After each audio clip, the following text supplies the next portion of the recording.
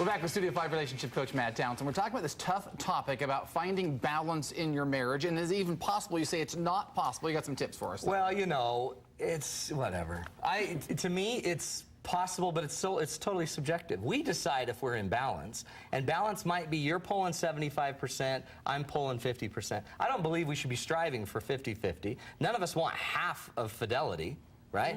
How many of you just want 50% faithfulness from your partner? How many of you are good with 75%? So I say we all need to pull the best we can, but when it comes right down to it, I think we all have unique gifts and talents that make it easier for us to do some things than others. Doesn't mean I shouldn't be trying, but I just think we're different. So part of the concept is just how you look at it then, the perception of what your relationship is experiencing and how you're working it out? Exactly. Because relationships, there's nothing more subjective than relationships. So when we get into this, and one of the big issues is, like, for example, a lot of husbands turn to their jobs and neglect the time with their wife because they're so into their job. Okay, that's wrong. We need to work on that. And wives that neglect their husbands because they're a mother, we still need to work on that. At some point, our relationships are growing, living things that are going to die if we don't feed them. And my rule is I don't care why you're not feeding the relationship, it's going to die. If we're not taking care of that baby, it's going to die. So we're going to give you some tips. 4 keys, okay? 4 keys to feeding the relationship when time's at issue. When it feels unbalanced, when it feels like... I don't want to use the word balance, but... Yeah, it's good. Out of balance. Off-weight, When we feel like we're not quite cut. The first rule is we need to find the compliment, not the critique. Okay, this is, to me, is a really important thing, because a lot of times when we bring up problems in our marriage, a lot of times we end up arguing about, like, so I don't spend enough time with you? Like what? I'm so busy, I've got so many kids. What he's saying to you when he's saying we're not spending enough time together is what? I want to spend time with you? I want you. I want to be with you. So there's a huge compliment when either the wife's begging for more time with the husband or the husband's begging for more time with the wife. It's, I want to be with you. If we could start to see through some of our fights that what people are really trying to say is, I like you. Can you find a compliment in every critique, though? No. Okay. Sometimes they're basically not. There's nothing there. Some just don't work. But like a lot of times, if you look hard enough, there's a solution, healthy side to every complaint. And what I just suggest we start doing is, instead of getting caught up in who's spending what time, where, when, and how, let's start to identify, you know what, first what he's saying is he really wants more time with me. That's a good thing. And I want more time with him instead of work. So once we have that out there, then we can start looking for solutions and some positive solutions instead of arguing who's spending time where. Well, it immediately softens it. I mean, just as you described that situation and spin the perspective a little bit, it does soften the emotion that comes with that.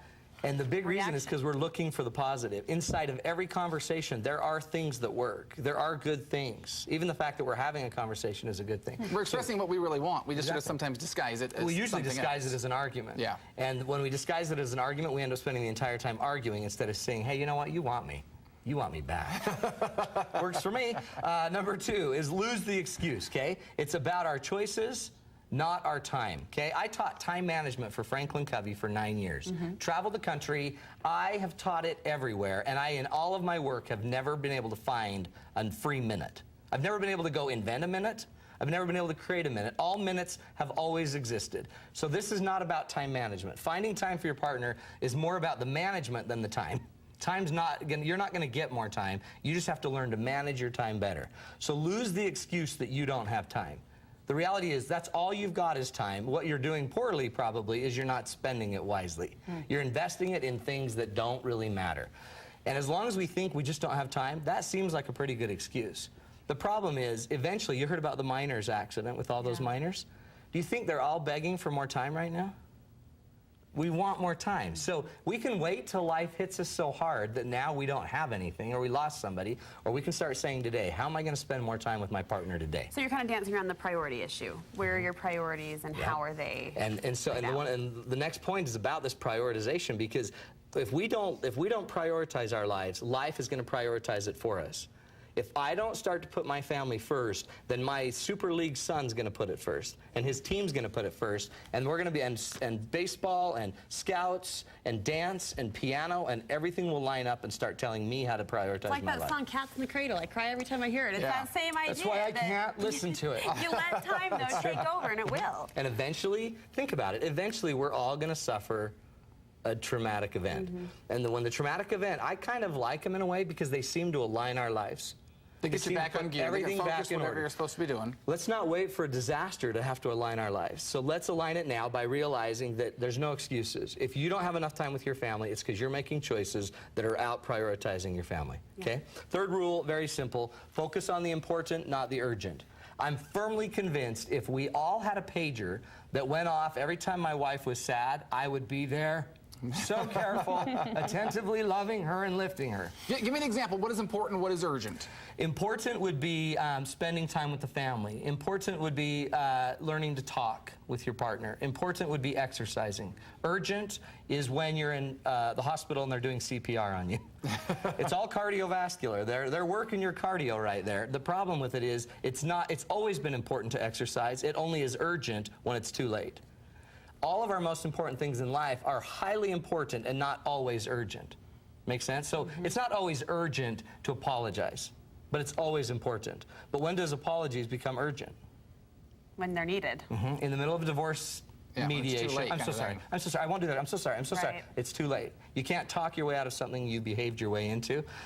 The way we fix this then is we've got to work on the important things and not let the urgent take and priority. sometimes when you get to the point of like fighting in a relationship, for example, it starts to feel urgent. Oh, it's right? totally So urgent. if you can stop it, it makes sense. What That's you're right. saying, if you can stop it before it gets to the fight and the urgency sets in, then the importance takes over. So what that also might mean is that we actually make it urgent so that we can actually deal with it. A lot of us are afraid of dealing with something that's just important but not urgent.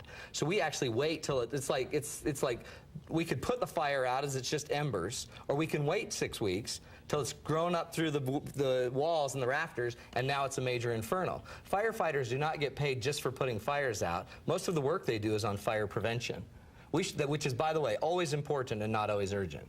We should always be doing fire prevention on our marriage and our conversations and our relationship instead of just trying to make up. I love that. Okay. Last but certainly not least, you have to formalize time together. You have to get it on the schedule. Time every single day, every single week, every single month, every single year, when it's just going to be couple time. If it's not in the schedule, guess what? It's probably not going to happen. It's going to happen. If I wanted surgery done, I'm going to schedule it, by golly, because I want that surgery done. If I want a wing surgery and hopefully they can fit me in, it's less likely to happen. A lot of us are trying to fit our marriages in without planning it, without scheduling it. So I'd find time every day to connect, to hang out together, to watch a show together, to cuddle together, do anything. Every week I'd have a date. Every month I'd have an activity, maybe an overnight. Every quarter, away from the kids overnight. And every year, traditions. Traditions, traditions, traditions. But they've got to be on your schedule or they don't exist. Great ideas. That's how you can find balance. It's not always 50-50, but there's some great ideas.